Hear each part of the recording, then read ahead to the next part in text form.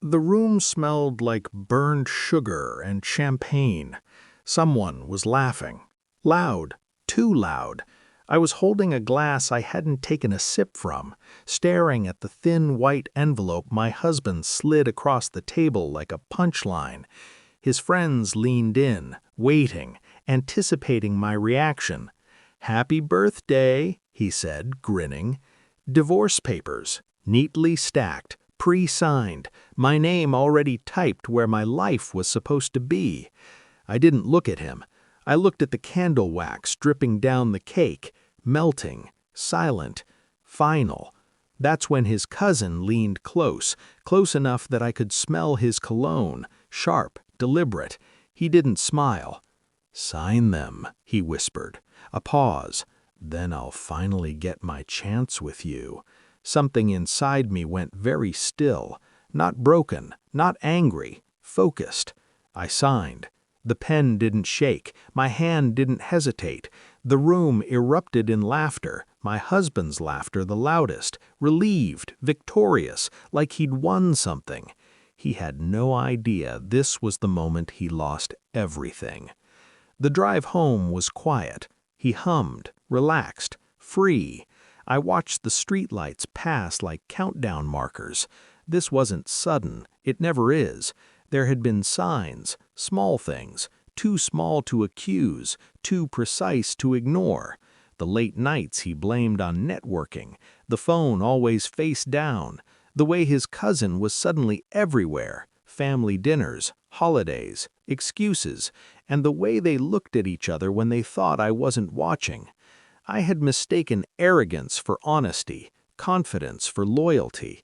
That was my mistake. The cousin's whisper replayed in my head over and over.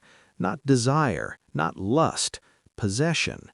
They had planned this, the joke, the timing, my birthday, public humiliation dressed as humor. I lay in bed that night next to a man who already considered me erased. I stared at the ceiling and cataloged every moment I had swallowed my instincts to keep the peace. I slept, deeply, because grief is loud, clarity is quiet. I didn't confront, I observed. I smiled at breakfast, I laughed at the right moments, I thanked him for his honesty. Inside, I built a ledger. Phone records told me more than words ever could. Repeated calls, late hours, hotels near his office, payments he thought I wouldn't notice. The cousin's name appeared in places it didn't belong. I followed patterns, timelines, inconsistencies. I listened when they talked over me. I watched when they underestimated me. I learned that betrayal isn't passionate, it's logistical.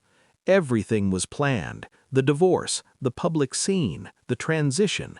They wanted me gone quietly, replaced seamlessly. I let them believe I was compliant, broken, done. Every night I copied files, screenshots, emails, calendar entries. I stored them somewhere safe. Evidence doesn't raise its voice, it waits. The confirmation arrived on a Tuesday. Boring, ordinary. I sat at the kitchen table while my husband drank coffee across from me, scrolling his phone like nothing in the world could touch him. I slid my tablet toward him. He looked confused, then pale. Messages, photos, timelines aligned too perfectly to deny. Conversations where they mocked me, planned around me, counted days until I was free. "You already signed," he said, voice cracking. "Why does this matter?" I tilted my head. "Because you underestimated me," I said softly. His mouth opened, closed. I stood up, calm as ice. "I wanted to see your face when you realized you weren't in control." The reveal wasn't for him, it was for everyone else. I forwarded everything. To family, to friends, to the partners who didn't know what kind of men they trusted. The cousins stopped calling. The whispers stopped too.